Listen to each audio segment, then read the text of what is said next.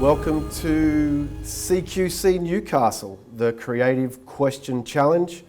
I'm Matthew McFarlane, and it's my great pleasure to be catalyst for this session. Ruli Zakaria is our Newcastle-based creative, and he'll be our visualiser for this session. And our participants in the conversation are Louisa Magrix and Andrew Lloyd. Thanks for coming in, guys. So Louisa Magrix is a Newcastle-based artist, a drummer and crochet sculptor, currently working on her PhD in visualising rhythm. Thanks very much for being with us this morning, Louisa. It's a pleasure. Thanks for having me. Oh, well, we're looking forward to this one. Andrew Lloyd, nuclear medicine technologist who lectures in the subject here at the University of Newcastle and is currently studying epidemiology. Andrew, thank you so much for being here with us this morning. Oh, it's my pleasure. Thanks, Matt. Well, terrific. Isn't that just lovely? So, here we are, and we're going to discuss the invisible and inner ecology. And I'll just lay down that ecology is the study of relationships between living organisms and their physical environment. Ooh. So, Louisa, human nature tends to lose sight from within.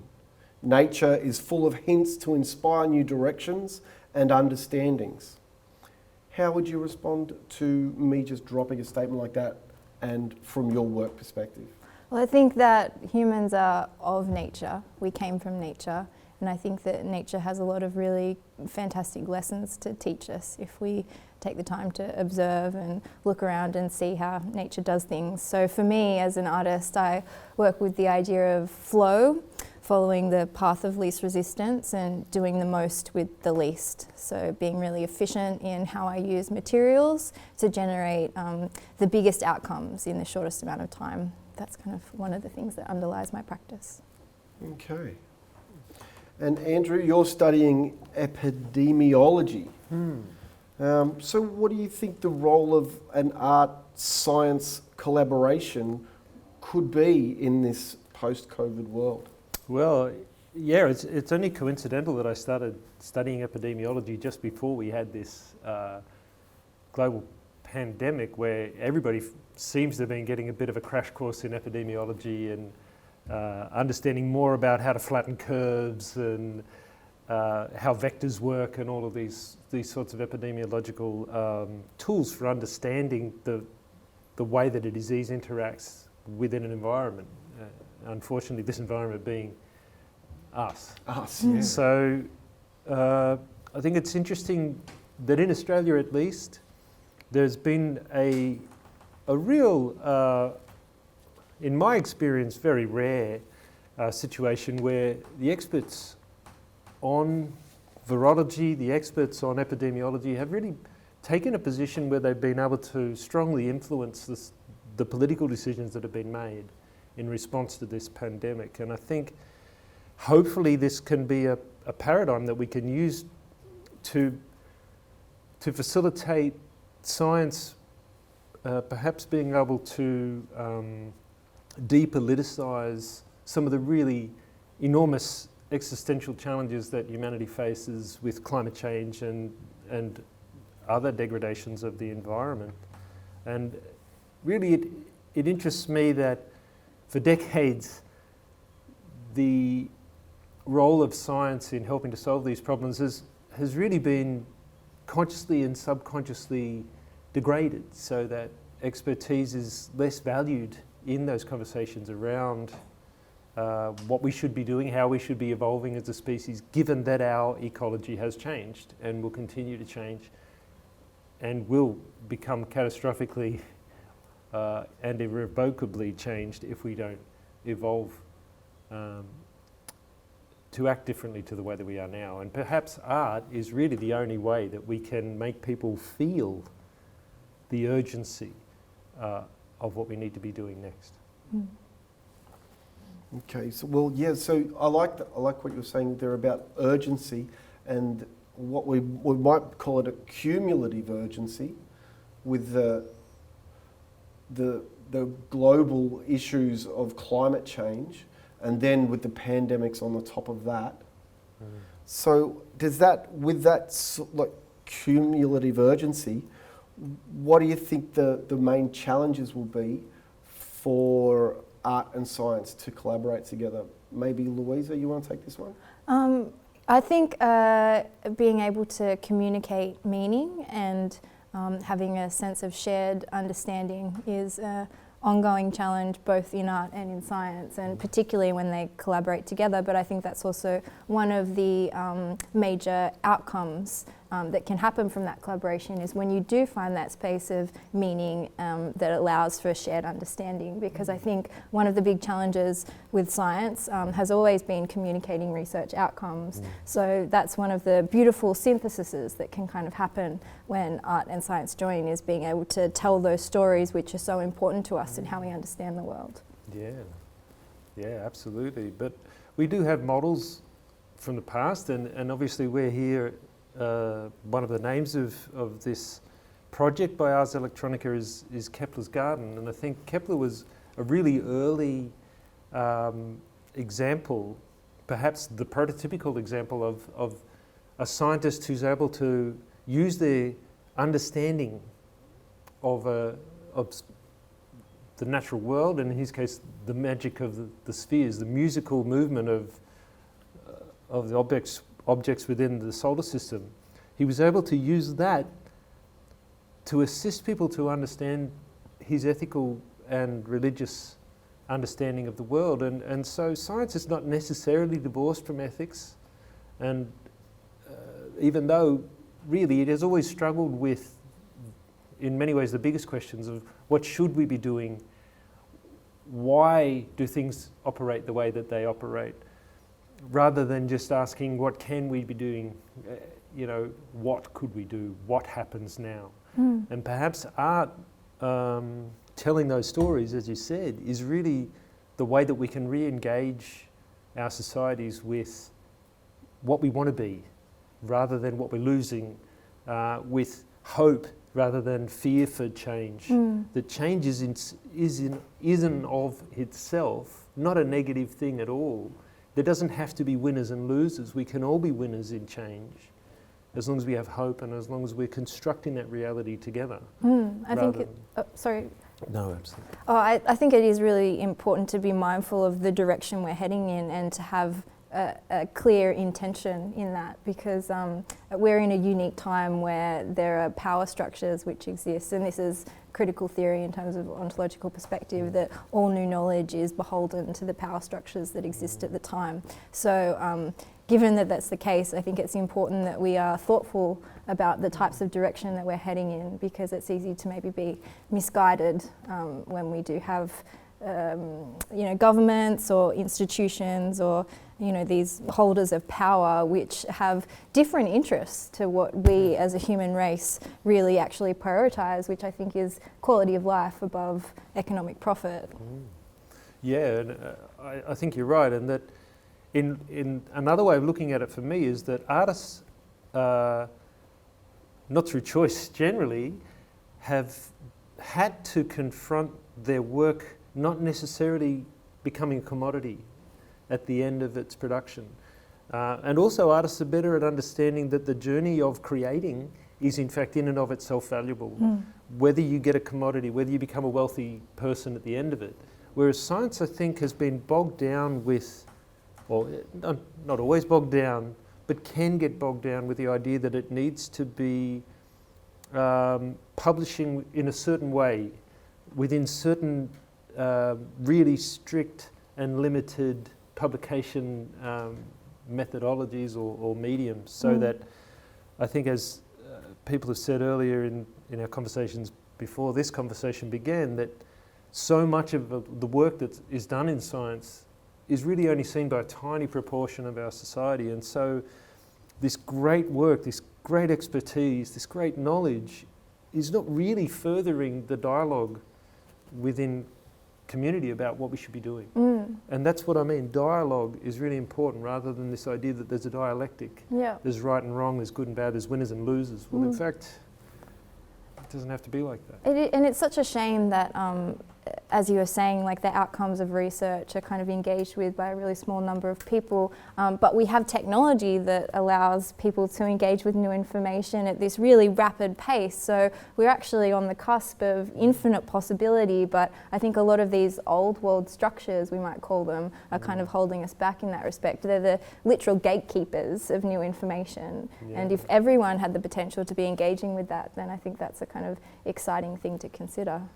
Yeah, I think you're right, and for a lot of artists, it's not the cost of producing their work has dropped. The ability to collaborate with other artists has increased, but what we're seeing is that there's a reaction against that by the people who control the distribution of art. So we're seeing streaming services pay artists increasingly small sums of money for their art, while still offering them this ability to reach a much larger audience than they ever could before.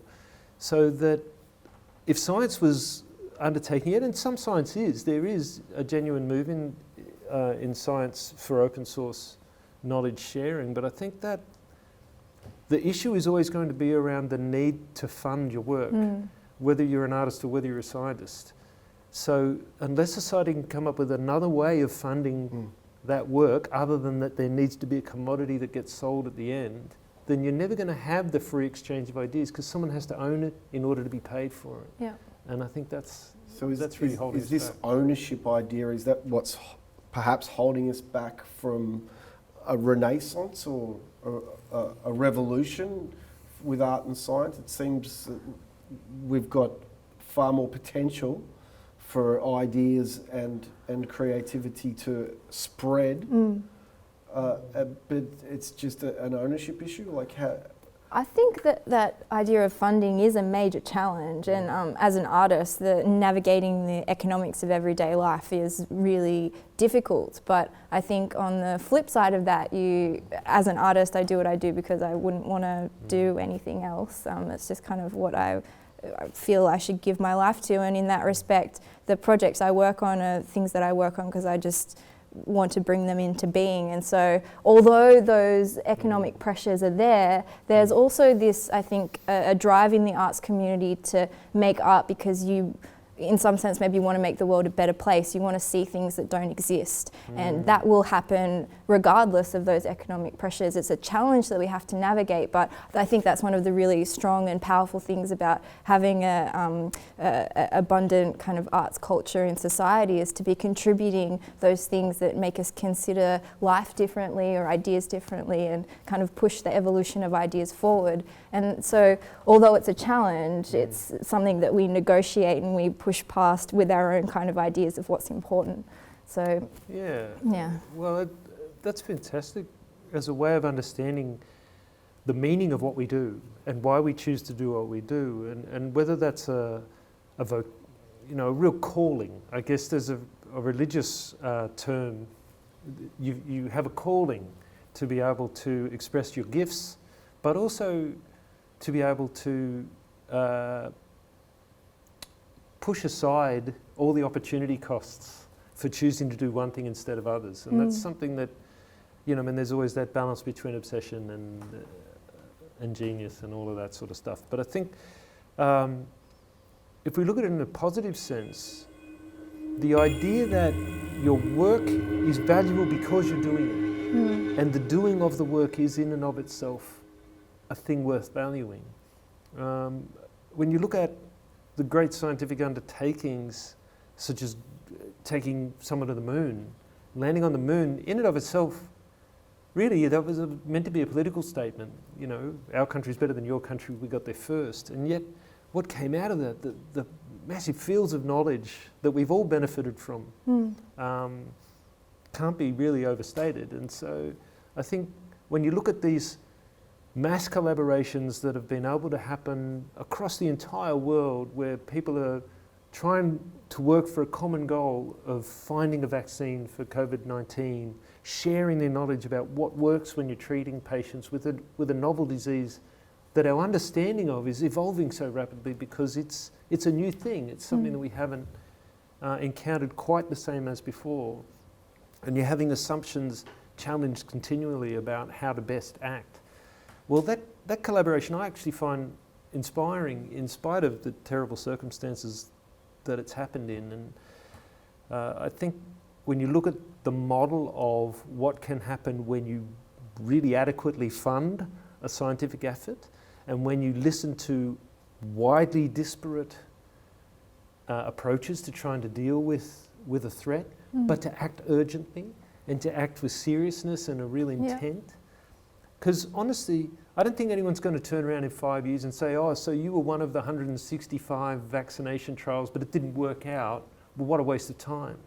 You know, we're going to value them. They're going to come up with solutions to diseases down the track that we wouldn't have come up with if not for that effort being made in the first place. I feel that the rapid changes that we've observed as a response to this global pandemic context is actually a really great testament to what we can achieve when we work together. And I think in that respect it is a paradigm shift. Like the world as we know it is changing and things are different and we have new challenges to negotiate, but the sheer fact that we can all get on the same page, decide to do something and it gets done is a radically new way of experiencing the world. It's actually really exciting to consider that as one of the bastions of humanity and what we can achieve. Like it's if we look at it from that positive perspective, I think there's a lot to be said for the future and what we can accomplish. I agree.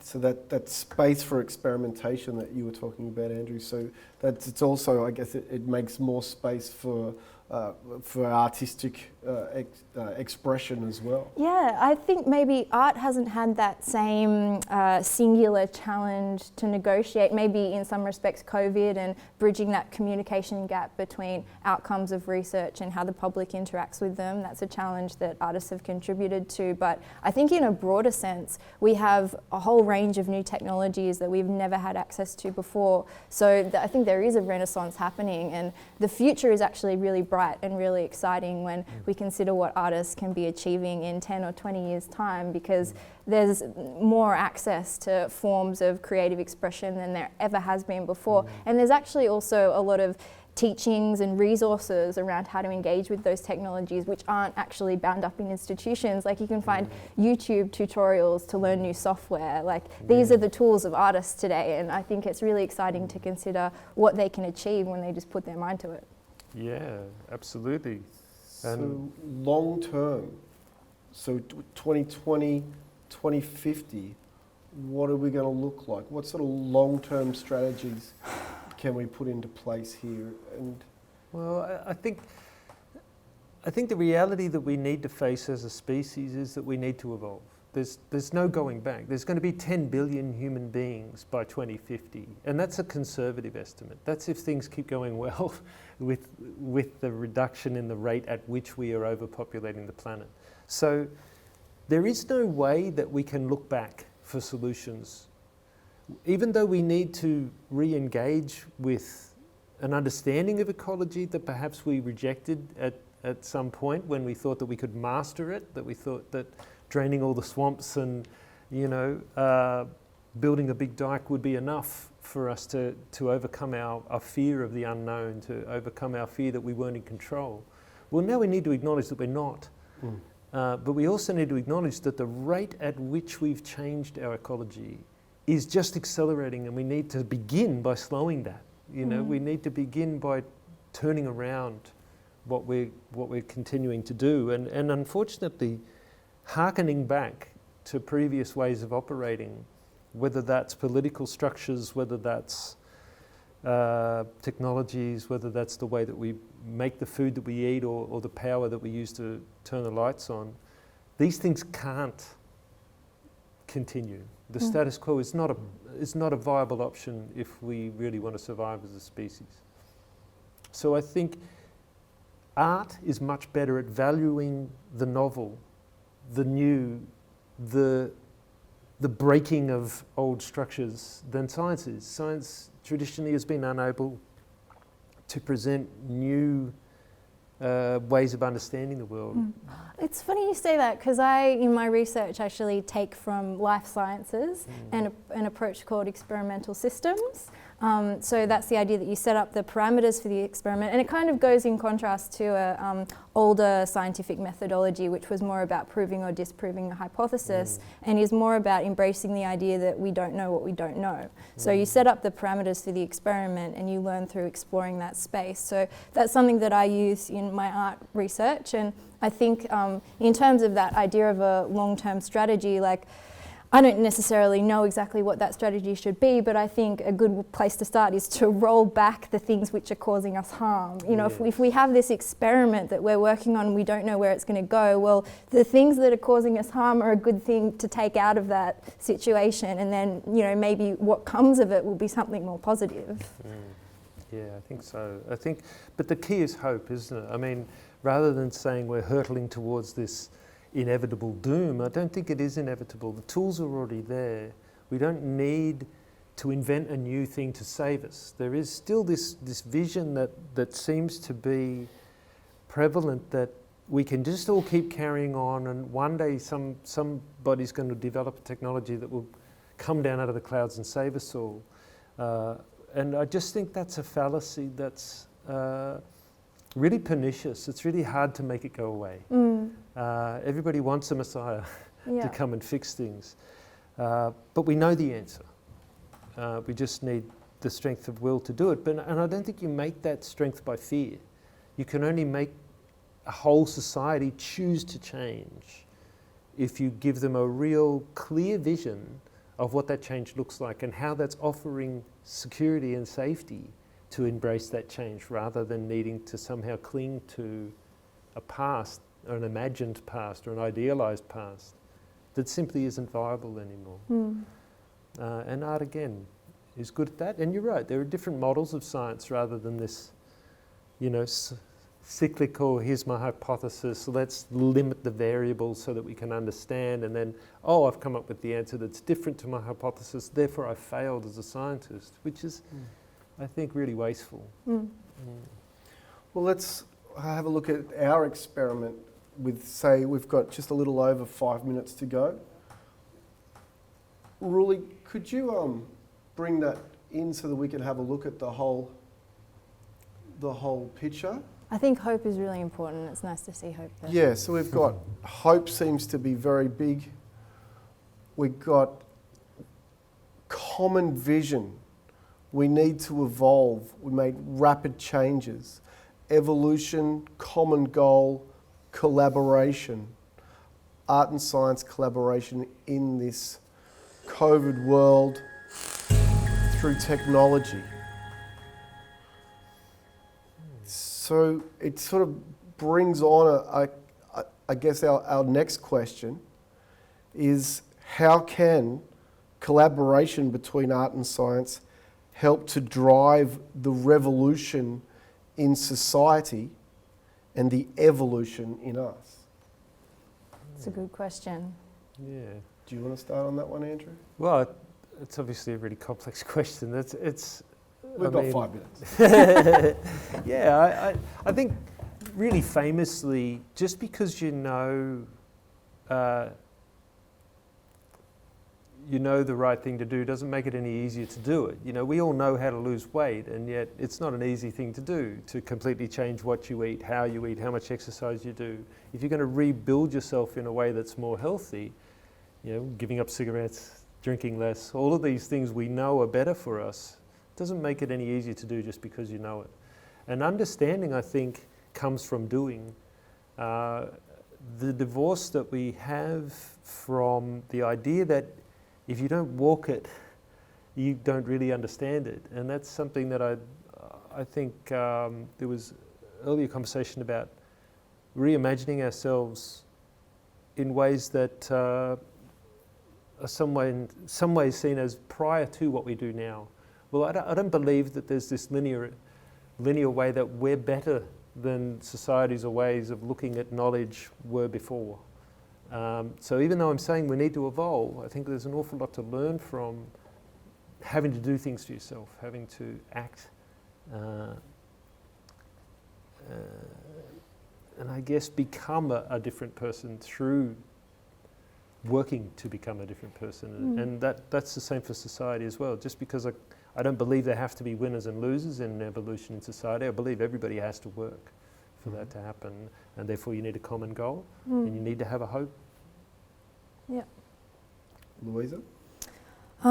It's a big question, and I think it's a really difficult one, and there's a tension there because it's hard enough achieving things on a grand scale, let alone having that echoed, within us as individuals all at the same time. It's a really challenging thing to achieve, but I guess having people working towards a future of prosperity and abundance for all human beings, no matter where they come from, is maybe a page that we can all get on. Like, what do we value in life and in society, and what do we want the future to look like? And maybe if we had some shared vision there that we could be working towards, then we could maybe make some of that happen. I really hope so. I hope that the direction that we head in is one of abundant possibility that is good for all of humanity, not just a few.